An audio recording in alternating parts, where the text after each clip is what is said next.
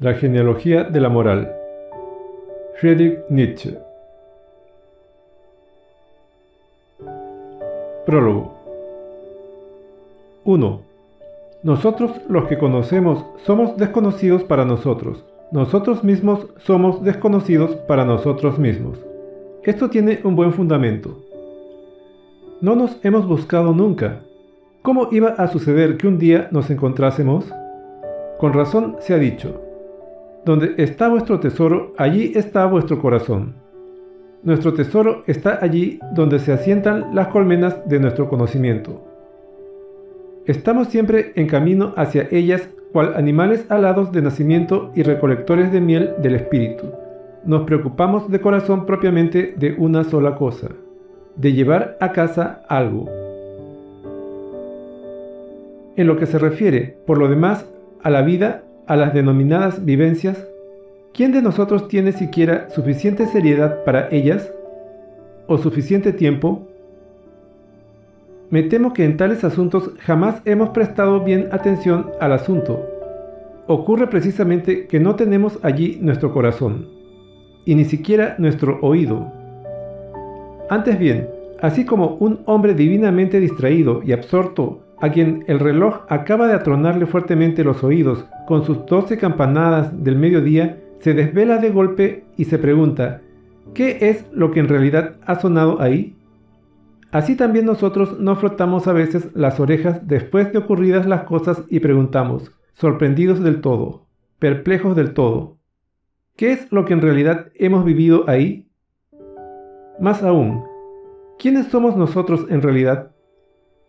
Y nos ponemos a contar con retraso, como hemos dicho, las 12 vibrantes campanadas de nuestra vivencia, de nuestra vida, de nuestro ser. ¡Ay! Y nos equivocamos en la cuenta.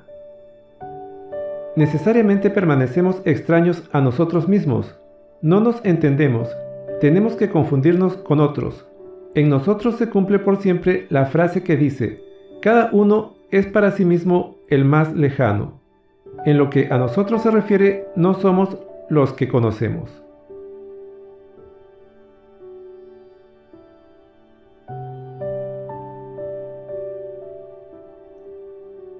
(2) Mis pensamientos sobre la procedencia de nuestros prejuicios morales, pues de ellos se trata en este escrito polémico, tuvieron su expresión primera, parca y provisional en esa colección de aforismos que lleva el título Humano demasiado humano, un libro para espíritus libres, cuya redacción comencé en Sorrento durante un invierno que me permitió hacer un alto, como hace un alto un viajero y abarca con la mirada el vasto y peligroso país a través del cual había caminado mi espíritu hasta entonces.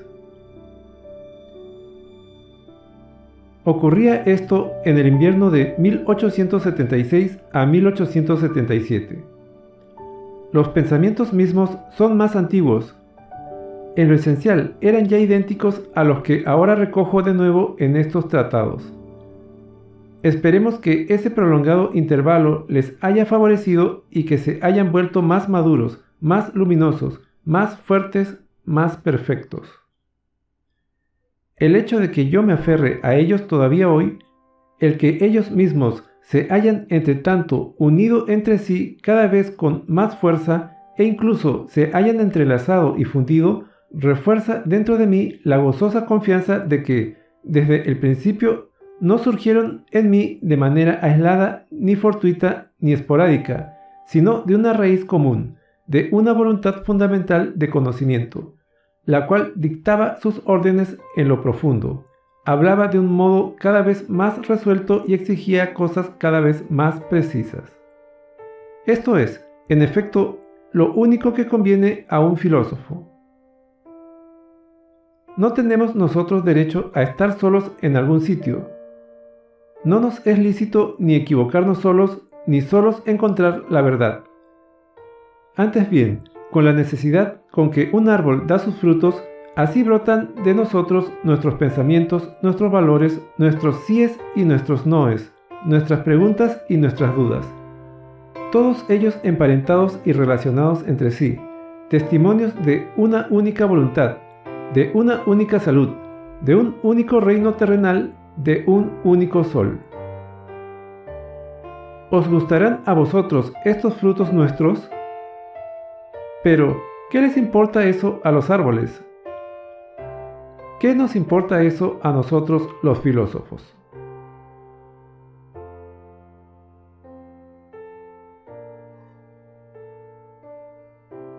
�3. Dada mi peculiar inclinación a cavilar sobre ciertos problemas, inclinación que yo confieso a disgusto, pues se refiere a la moral, a todo lo que hasta ahora se ha ensalzado en la tierra como moral y que en mi vida apareció tan precoz, tan espontánea, tan incontenible, tan en contradicción con mi ambiente, con mi edad, con los ejemplos recibidos, con mi procedencia, que casi tendría derecho a llamarla mi a priori. Tanto mi curiosidad como mis sospechas tuvieron que detenerse tempranamente en la pregunta sobre qué origen tienen propiamente nuestro bien y nuestro mal. De hecho, siendo yo un muchacho de 13 años, me acosaba ya el problema del origen del mal.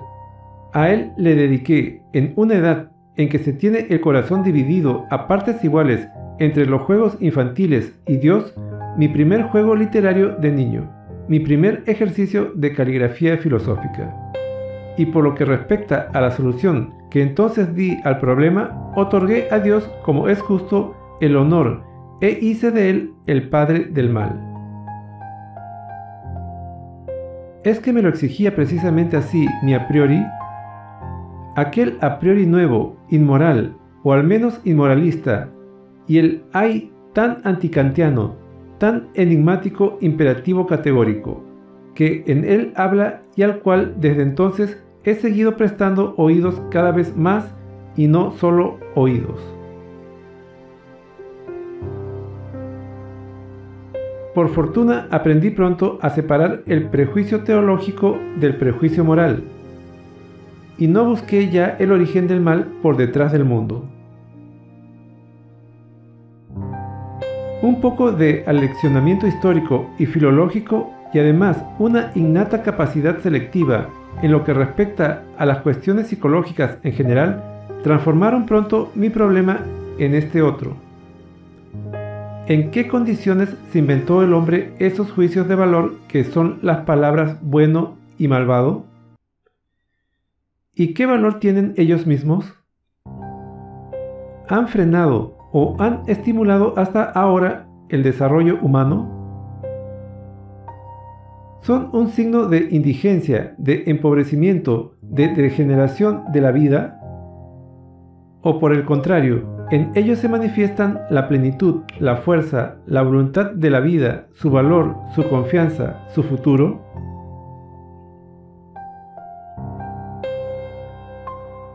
Dentro de mí encontré y osé dar múltiples respuestas a tales preguntas. Distinguí tiempos, pueblos, grados jerárquicos de los individuos. Especialicé mi problema. Las respuestas se convirtieron en nuevas preguntas, investigaciones, suposiciones y verosimilitudes, hasta que acabé por poseer un país propio, un terreno propio, todo un mundo reservado que crecía y florecía, unos jardines secretos, si cabe la expresión, de los que a nadie le era lícito barruntar nada. Oh, qué felices somos nosotros, los que conocemos, presuponiendo que sepamos callar durante suficiente tiempo.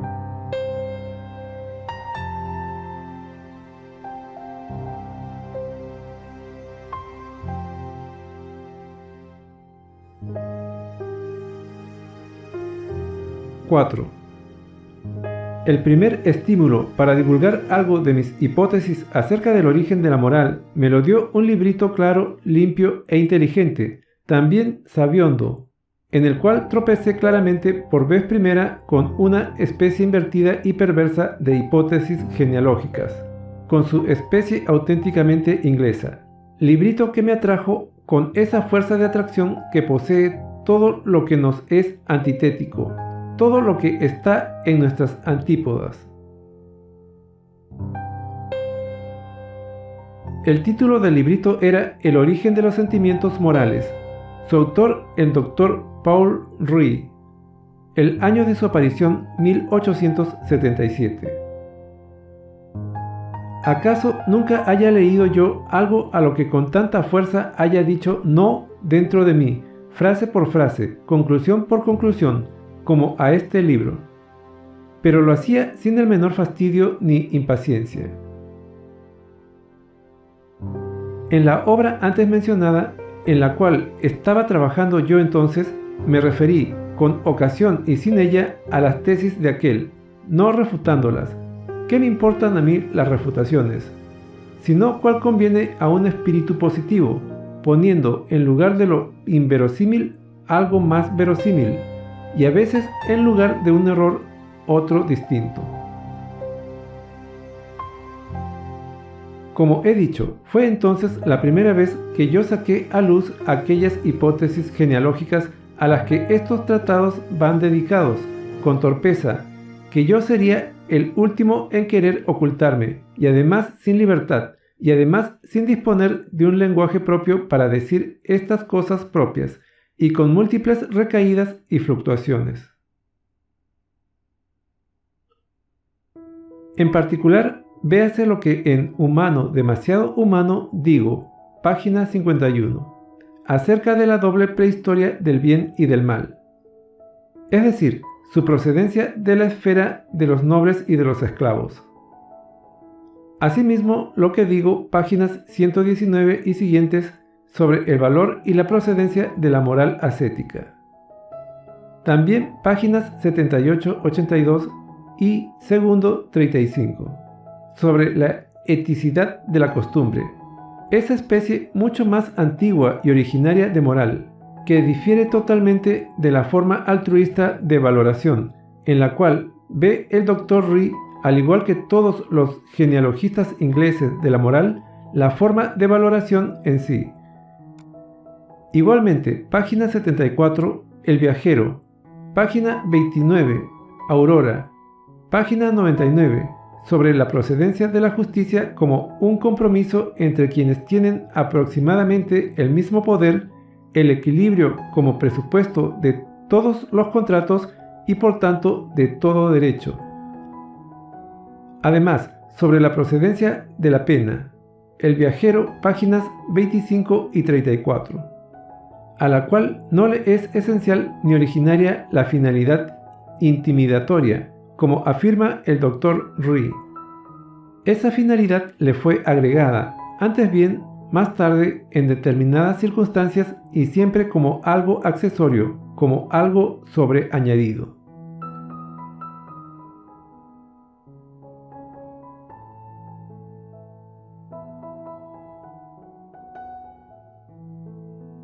(5) En el fondo, lo que a mí me interesaba precisamente entonces era algo mucho más importante que unas hipótesis propias o ajenas acerca del origen de la moral. O más exactamente, esto último me interesaba solo en orden a una finalidad para la cual aquello es un medio entre otros muchos. Lo que a mí me importaba era el valor de la moral, y en este punto casi el único a quien yo tenía que enfrentarme era mi gran maestro Schopenhauer, al cual se dirige, como si él estuviera presente, aquel libro, la pasión y la secreta contradicción de aquel libro, pues también él era un escrito polémico. Se trataba en especial del valor de lo no egoísta, de los instintos de compasión, autonegación, autosacrificio, a los cuales cabalmente Schopenhauer había recubierto de oro, divinizado y situado en el más allá durante tanto tiempo, que acabaron por quedarle como los valores en sí, y basándose en ellos dijo no a la vida y también a sí mismo. Mas justo contra esos instintos dejaba oír su voz en mí una suspicada cada vez más radical, un escepticismo que cavaba cada vez más hondo. Justo en ellos veía yo el gran peligro de la humanidad, su más sublime tentación y seducción. ¿Hacia dónde? ¿Hacia la nada? Justo en ellos veía yo el comienzo del fin, la detención, la fatiga que dirige la vista hacia atrás, la voluntad volviéndose contra la vida, la última enfermedad anunciándose de manera delicada y melancólica. Yo entendía que esa moral de la compasión, que cada día gana más terreno y que ha atacado y puesto enfermos incluso a los filósofos, era el síntoma más inquietante de nuestra cultura europea, la cual ha perdido su propio hogar. Era su desvío hacia un nuevo budismo, hacia un budismo de europeos, hacia el nihilismo. Esta moderna preferencia de los filósofos por la compasión y esta moderna sobreestimación de la misma son en efecto algo nuevo. Precisamente sobre la carencia de valor de la compasión habían estado de acuerdo hasta ahora los filósofos. Me limito a mencionar a Platón, Spinoza, La Rochefoucauld y Kant, 4 espíritus totalmente diferentes entre sí, pero conformes en un punto, en su menosprecio de la compasión.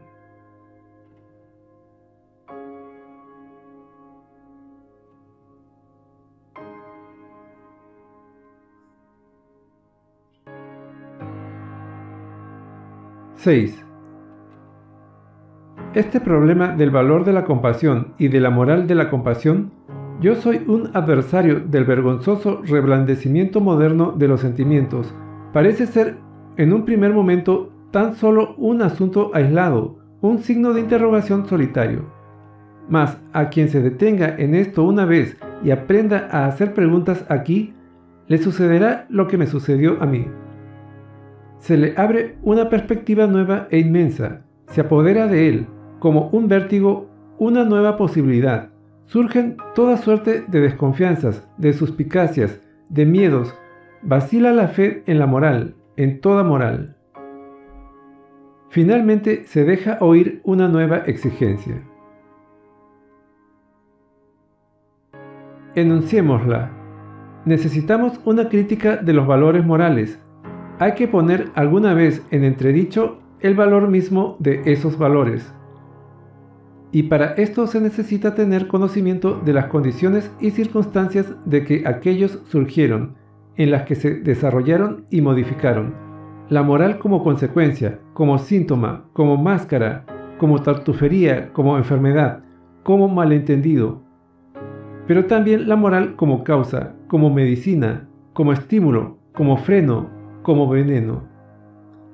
Un conocimiento que hasta ahora ni ha existido ni tampoco se lo ha siquiera deseado. Se tomaba el valor de esos valores como algo dado, real y efectivo, situado más allá de toda duda. Hasta ahora no se ha dudado ni vacilado lo más mínimo en considerar que el bueno es superior en valor a el malvado. Superior en valor en el sentido de ser favorable, útil, provechoso para el hombre como tal, incluido el futuro del hombre. ¿Qué ocurriría si la verdad fuera lo contrario? ¿Qué ocurriría si en el bueno hubiese también un síntoma de retroceso y asimismo un peligro, una seducción, un veneno, un narcótico, y que por causa de esto el presente viviese tal vez a costa del futuro? Viviese quizá de manera más cómoda, menos peligrosa, pero también con un estilo inferior, de modo más bajo, de tal manera que justamente la moral fuese culpable de que jamás se alcanzasen una potencialidad y una magnificencia sumas en sí posibles del tipo hombre, de tal manera que justamente la moral fuese el peligro de los peligros.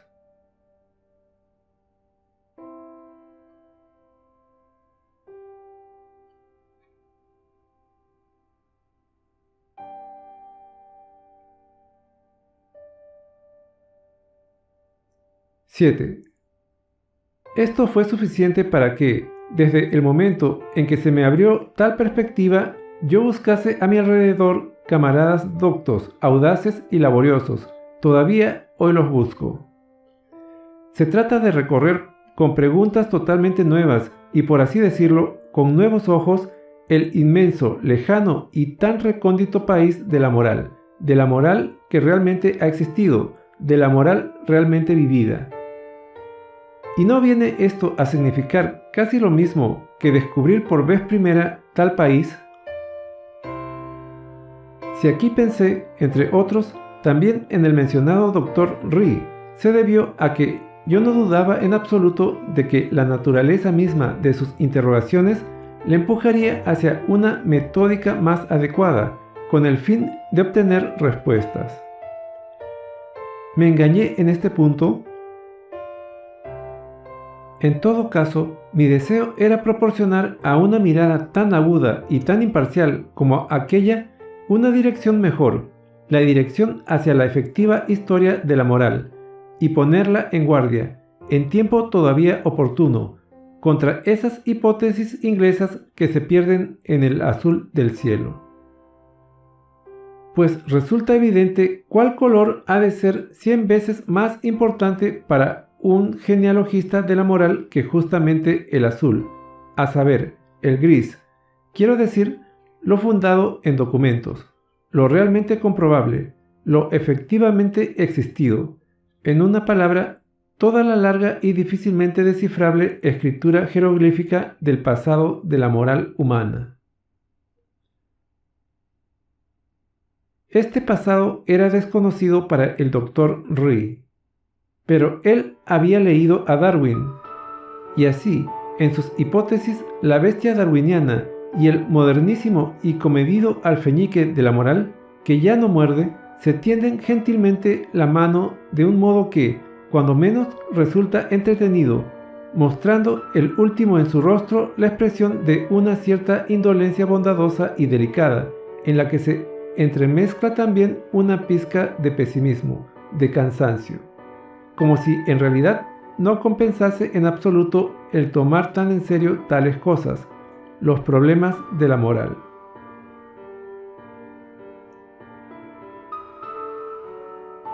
A mí, por el contrario, me parece que no hay ninguna cosa que compense tanto tomarla en serio. De esa compensación forma parte, por ejemplo, el que alguna vez se nos permita tomarla con jovialidad. Pues, en efecto, la jovialidad, o para decirlo en mi lenguaje, la gaya ciencia, es una recompensa. La recompensa de una seriedad prolongada, valiente, laboriosa y subterránea, que, desde luego, no es cosa de cualquiera. Pero el día en que podamos decir de todo corazón, adelante, también nuestra vieja moral forma parte de la comedia, habremos descubierto un nuevo enredo y una nueva posibilidad para el drama dionisiaco del destino del alma. Y ya él sacará provecho de ello. Sobre esto podemos apostar. Él, el grande, viejo y eterno autor de la comedia de nuestra existencia.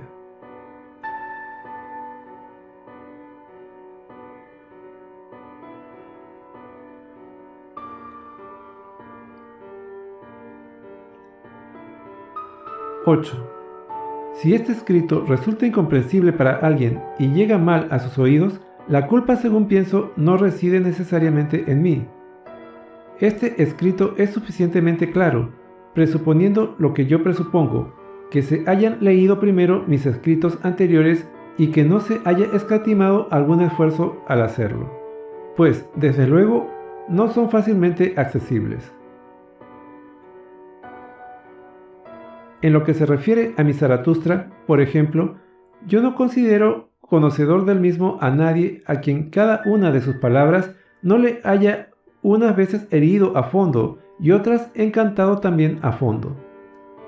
Solo entonces le es lícito, en efecto, gozar del privilegio de participar con respeto en el elemento alciónico de que aquella obra nació, en su luminosidad, lejanía, amplitud y certezas solares. En otros casos, la forma aforística produce dificultad. Se debe esto a que hoy no se da suficiente importancia a tal forma. Un aforismo, si está bien acuñado y fundido, no queda ya descifrado por el hecho de leerlo. Antes bien, entonces es cuando debe comenzar su interpretación, y para realizarla se necesita un arte de la misma. En el tratado tercero de este libro he ofrecido una muestra de lo que yo denomino interpretación en un caso semejante. Ese tratado va precedido de un aforismo, y el tratado mismo es un comentario de él.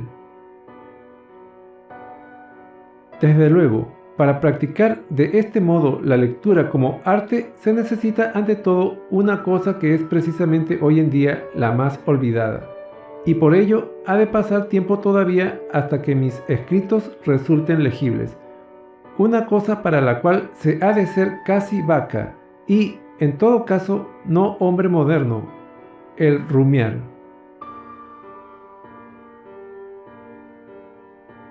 Sils María, Alta Engadina, julio de 1887.